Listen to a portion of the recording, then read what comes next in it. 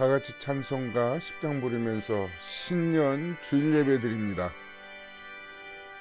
전능왕 오셔서 주 이름 찬송케 하옵소서. 영광과 권능의 성부여 오셔서 우리를 다스려 주옵소서. 강생한 성자여 오셔서 기도를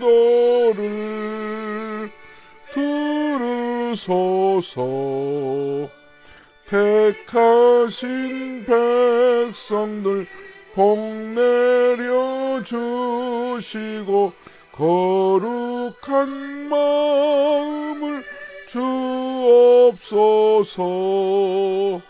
위로의 주 성령 오셔서 큰 증거 주옵소서.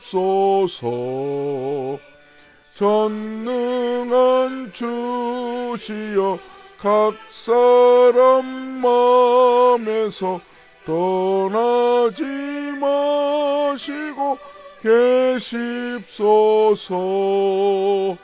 성삼일체께 한없는 찬송을 드립니다. 존귀한 주님을 영광 중배옵고 영원히 모시하옵소서. 아멘.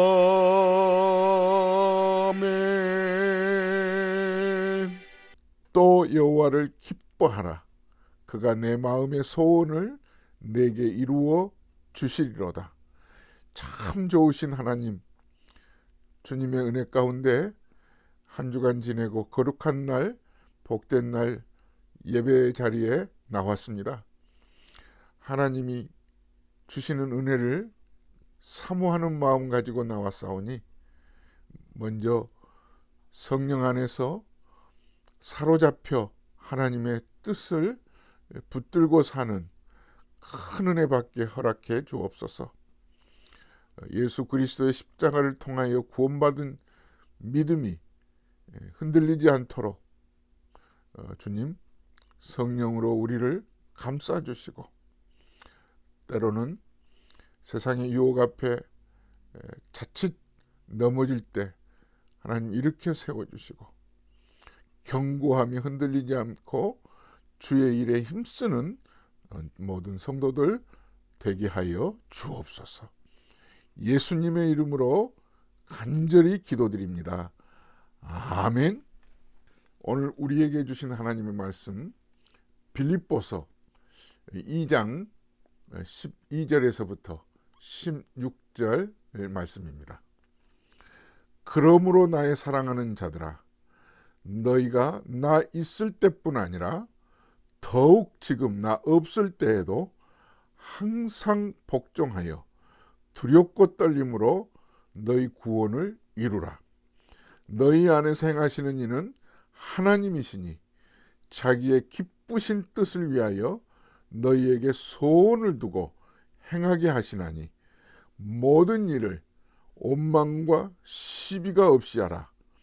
이는 너희가 흠이 없고 순전하여 어그러지고 거스리는 세대 가운데서 하나님의 흠 없는 자녀로 세상에서 그들 가운데 빛들로 나타내며 생명의 말씀을 밝혀 나의 다름질이 헛되지 아니하고 수고도 헛되지 아니하므로 그리스도의 날에 내가 자랑할 것이 있게 하려 함이라.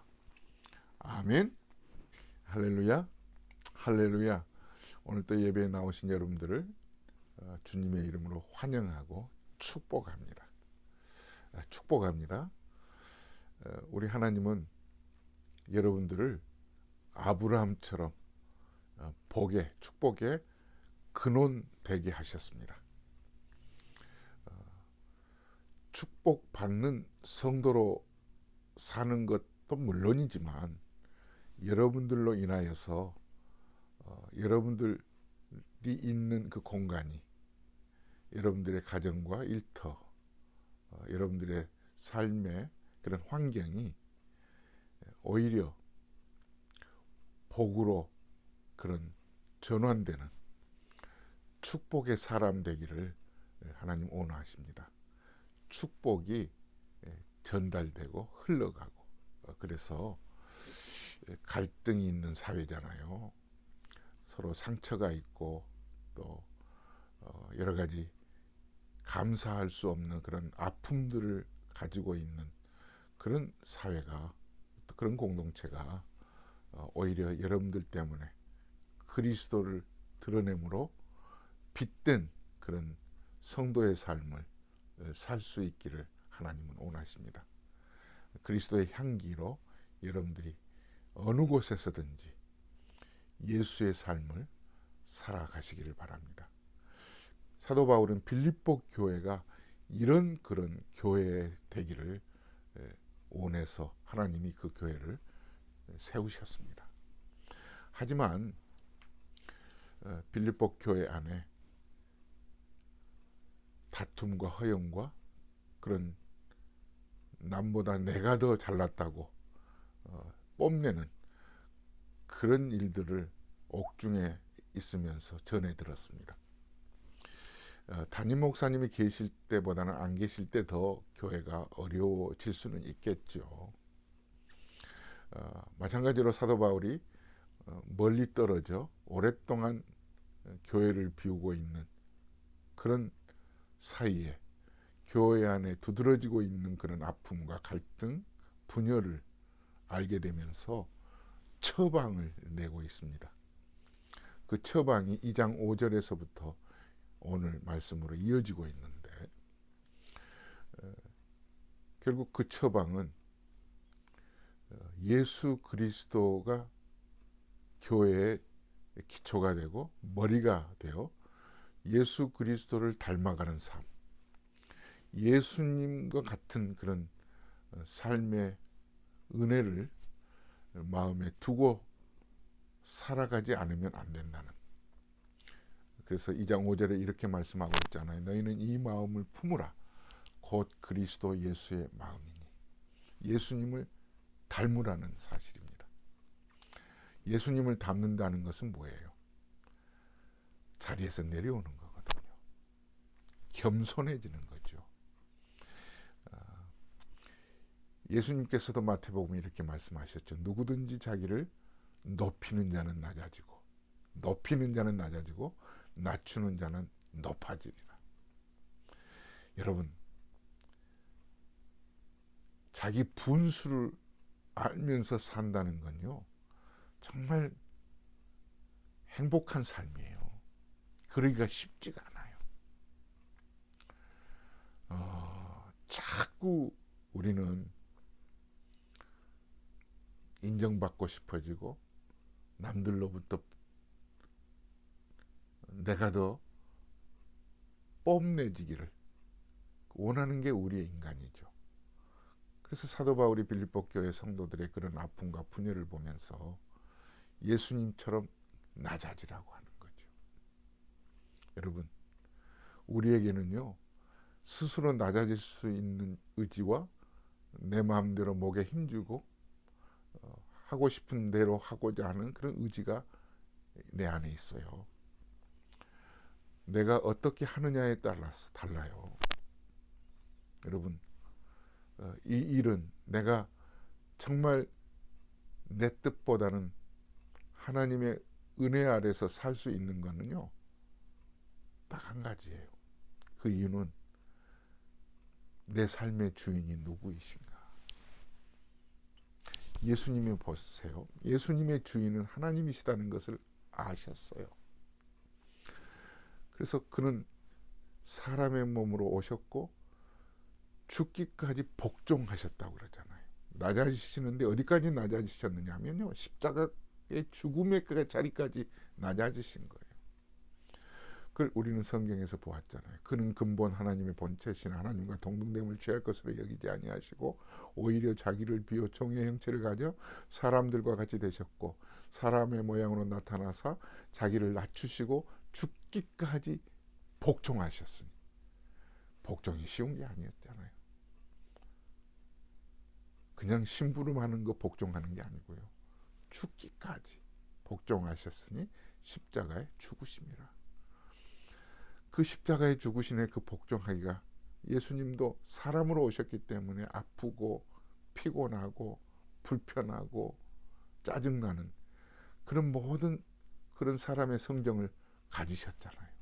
그래서 십자가에 죽으셔야 할 그 자리에서 예수님 좀 언짢은 그런 마음이 혹시 있으셨길래 겟세마네 동산에서 기도하셨잖아요. 할 수만 있거든 이 자리를 좀 떠나게 해 주옵소서. 그러면서도 이런 기도를 하셨잖아요. 내 뜻대로 마옵시고 아버지의 뜻대로 하옵소서. 아버지의 뜻은 십자가에서 죽으시는 거였어요. 그래서 예수님이 순종하신 거죠. 이럴 때 누구든지 자기를 낮추는 자는 높아지리라. 누가 높이셨어요? 하나님이 그 십자가에 죽으신 예수님을 높이신 거예요. 아마 그때 예수님 십자가에 죽으셨을 때 그 주변에 있는 그 무리들은 이제 끝났구나 박수 쳤을 거예요. 여러분, 그러나 끝날 때까지 끝난 건 아니에요. 예수님이 그러셨잖아요. 죽은 자 가운데서 내가 3일 만에 살아나리라. 이루어진 거예요. 그래서 오늘 9절에서부터 11절 지난 시간 말씀 보았죠. 이러므로 하나님이 그를 지극히 높여, 하나님이 그를 지극히 높여 사람들 가운데서 그 이름을 뛰어나게 하사 모든 사람들을 그 앞에 무릎 꿇게 하시고 그와 더불어 하나님께 영광을 돌리게 하셨다고 하셨잖아요. 바닥까지 십자가의 죽음의 자리까지 내려가게 하신 그를 하나님은 지극히 높였다는 뜻이 뭐예요? 하나님의 보좌 우편까지 오게 하셨다는 거죠. 놀라운 사실 아니겠습니까? 사랑하는 여러분, 빌립보 교회 성도들에게 이걸 주문하고 있는 거예요. 성도들아, 이게 교회야. 이게 성도들의 모습이야. 이게 우리가 걸어가야 할 길이라는 거죠. 왜 우리가 예수님을 닮아가야 되죠?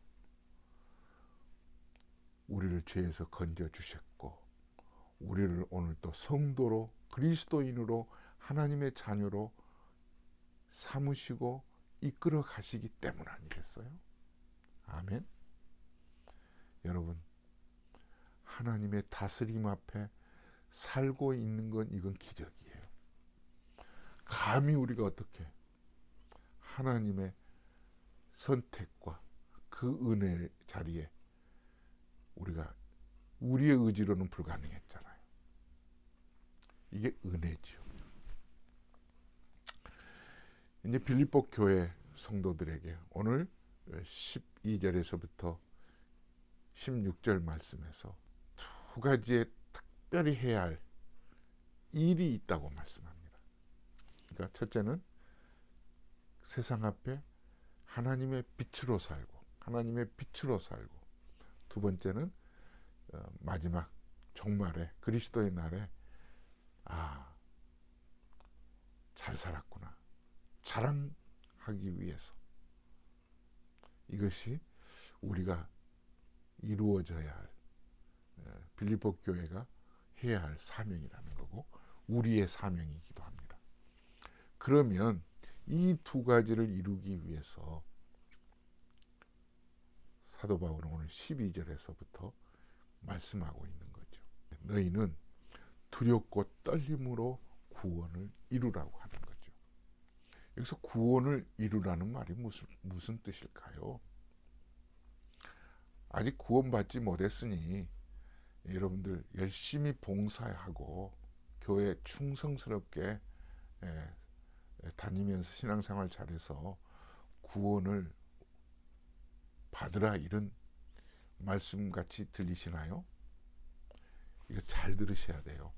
오늘 여기서 말하는 구원을 이루라는 말은 너희들이 구원을 아직 받지 않았으니 구원을 받도록 어떤 착한 일을 하고 선행을 해서 그 완성의 자리로 나아가야 된다고 하는 어떤 행동을 주문하고 있다고 생각하시면 잘못이에요. 1990년 10월 3일에 역사적인 사건이 지구상에 있었어요. 이건 베를린 장벽이 무너지고 서독과 동독이 나뉘어졌던 두 나라가 한 나라가 된 거예요. 저는 그 1988년에 한국에서 오신 목사님들을 모시고 그곳 베를린 장벽 앞에 섰어요. 관광하러 간 거죠. 그런데 한국에서 오신 목사님 한 분이 손을 펄쩍 들고 기도하시는 거예요.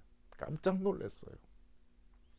주변에 있는 관광객들이 다 쳐다보고 있는데 하나님 아버지, 하나님 아버지, 이 베를린 장벽 속히 무너지게 해주세요.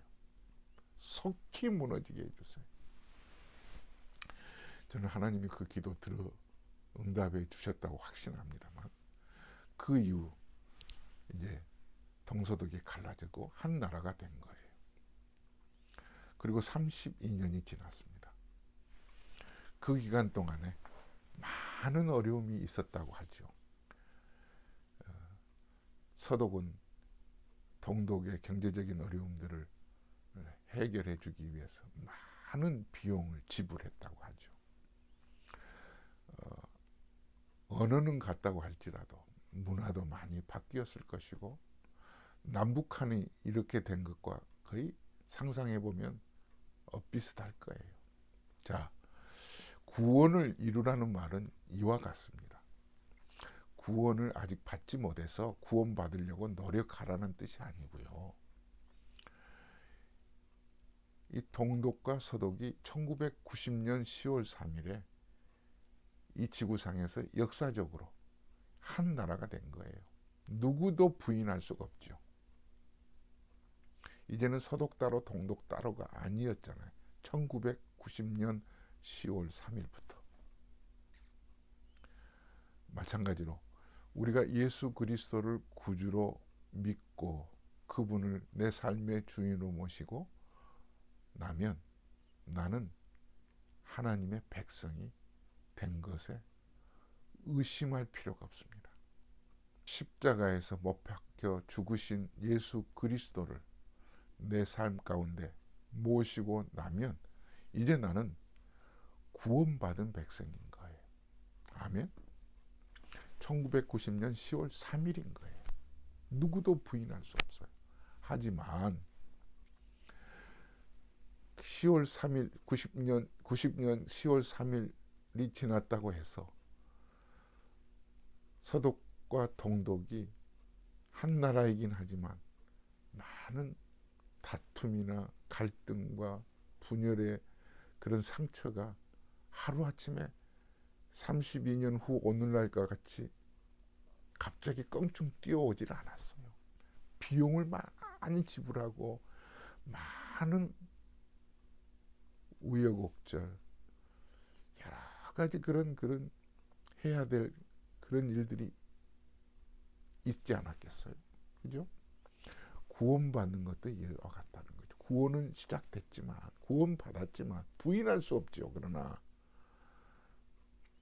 주님이 다시 오실 날까지 우리가 주님 나라에 들어갈 때까지 우리는 또 말씀 안에서 자라가고 또 아픔을 말씀으로 치료하고 나의 부족을 채우고 이게 신학적인 용어로는 성화의 과정이라고 그러죠.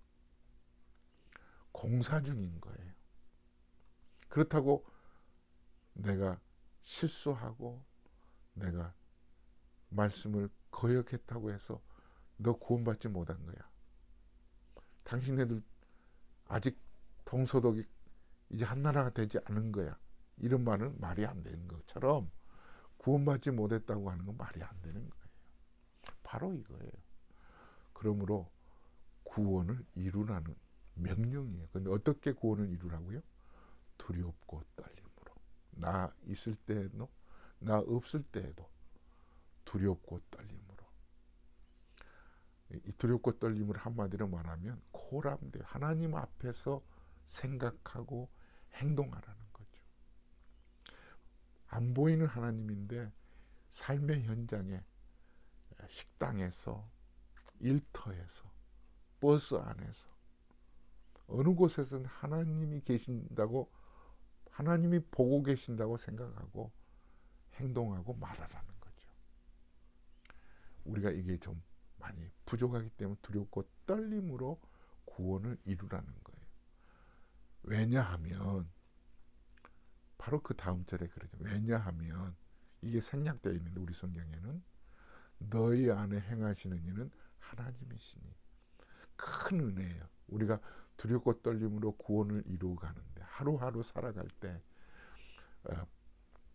구원받은 백성으로서 하나님이 내 안에 계시는 그 계신다고 하는 그 믿음을 가지고 나는 약하고 나는 행동하는 그런 삶에서 자꾸 좌절하고 내가 나를 볼 때도 참 실망스러운 부분이 있다 할지라도 이제 네 안에 하나님이 계셔.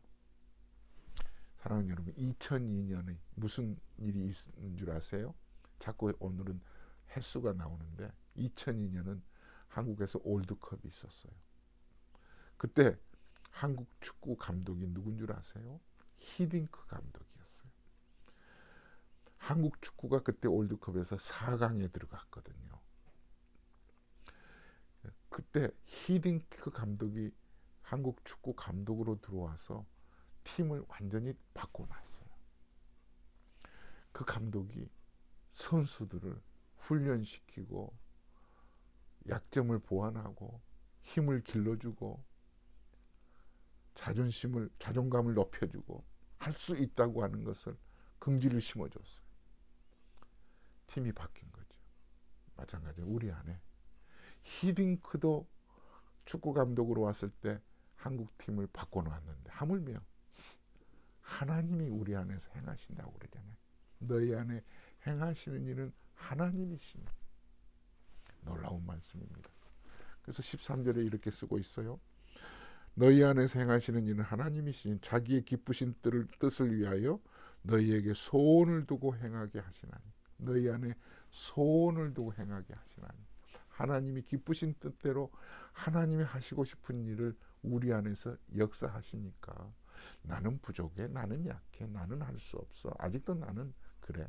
하지만 이게 히딩크 감독이 팀에 있는 것처럼 믿어.